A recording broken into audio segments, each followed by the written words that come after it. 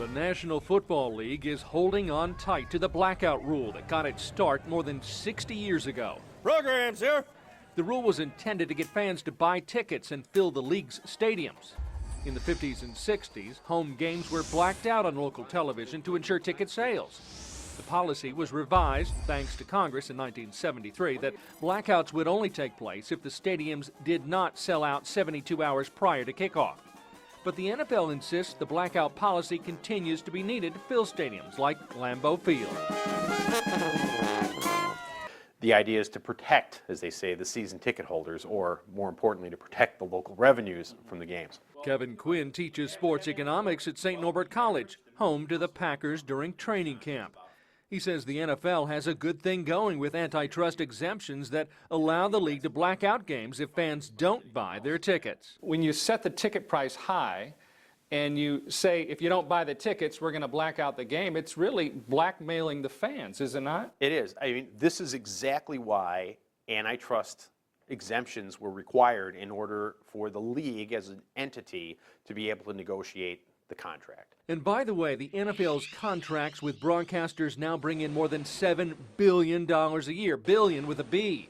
They are not only with TV networks, but the NFL also has deals with Verizon to get games on phones and satellite provider WLUK-TV, not to mention its own subscription channels like NFL Red Zone. Yeah, the broadcasts are the most important thing to the NFL. It's the mother's milk of the NFL. The NFL doesn't release its financial figures, but some analysts predict as much as 70% of the organization's revenue now comes from broadcasting the games.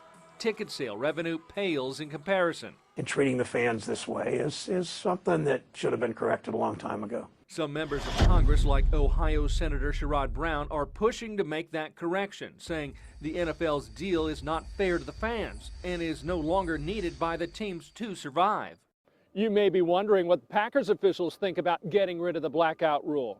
I'd love to tell you, but I made numerous attempts to get them to talk on camera, and they tell me it's a league issue and respectfully decline to comment for this story. I think it is outdated, and I think whether we need to get rid of it entirely or whether we certainly need to modify it. The Packers seemed a bit more open to talking with Northeast Wisconsin Congressman Tom Petri. We checked with them, and they're wanting to go along with the league because they're a member of the league, but I don't think they'll live or die on this sort of thing. They want happy customers. Since the Packers are following the league's lead, I turn to the NFL to address whether blacking out games is even still needed. NFL officials would not respond to a request for a phone interview, but did provide a statement saying in part, the blackout rule is very important in supporting NFL stadiums and the ability of NFL clubs to sell tickets and keeping our games attractive as television programming with large crowds. Blackmailing fans that, you have to go to the game or it won't be on television. Well, if I go to the game, I don't care if it's on television, right? So I'm not so sure that that's a winning strategy. Certainly it's a public relations disaster to undertake, I think. That's the message we got from some fans wild card weekend. It really doesn't make any sense because if you live in this area, you obviously want local television, and something as important as this needs to be televised no matter what. Other fans point out many stadiums are built using taxpayer dollars. Part of the Brown County sales tax continues to pay for Lambeau Field renovations completed in 2003 at a cost of $295 million. So it's a little silly that they're going to stop you from watching a game in a stadium pretty much that you paid for. For some reason, the NFL thought this was in their interest to take huge public subsidies, taxpayers putting a lot of money into stadiums, and then if not enough fans paid for these overpriced tickets, then stick it to the fans and stick it to taxpayers by blacking out the home games. In football terms, the NFL blackout rule may be facing 4th down and long as congressional pressure mounts. This as the Federal Communications Commission favors a proposal that would end blackout rules for television sporting events and is currently reviewing public comments on the issue.